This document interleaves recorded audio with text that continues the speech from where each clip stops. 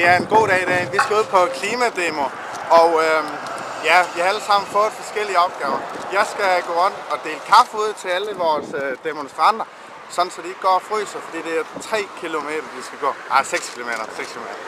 Og i 3 timer. Det bliver en dejlig dag. Ikke, Emil? Jo, det bliver fuldstændig fantastisk. Vejret er herligt, og vi skal simpelthen ud og vise verden og København og alle politikerne og toplederne rundt omkring, og dem, der er i Bellacenteret, at de skal simpelthen finde en seriøs aftale, sådan så at vi kan redde verden for det klimahelvede kommer til at blive om en 20-50 år. Og man kan sige, hvorfor er det egentlig, vi demonstrerer? Vi demonstrerer jo ikke mod en klimaaftale.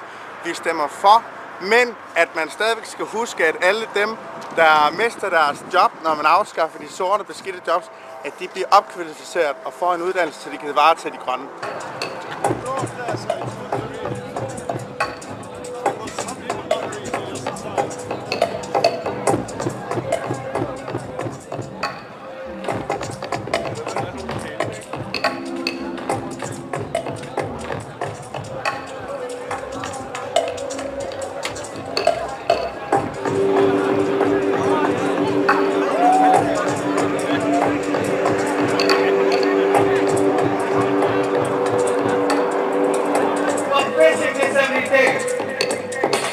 They're not facing this because they're fake.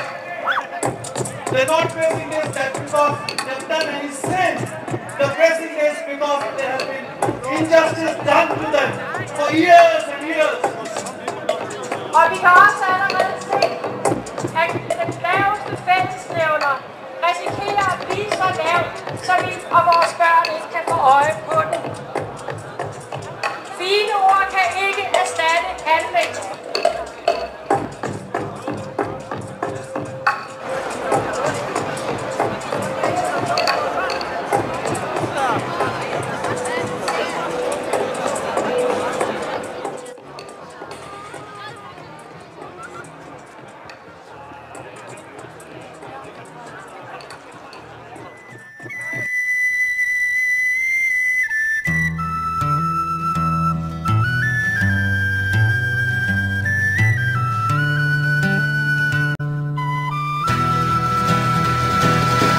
Una mattina mi sto svegliato, oh bella ciao, bella ciao, bella ciao, ciao, ciao. Una mattina mi sto svegliato e ho trovato l'invasore.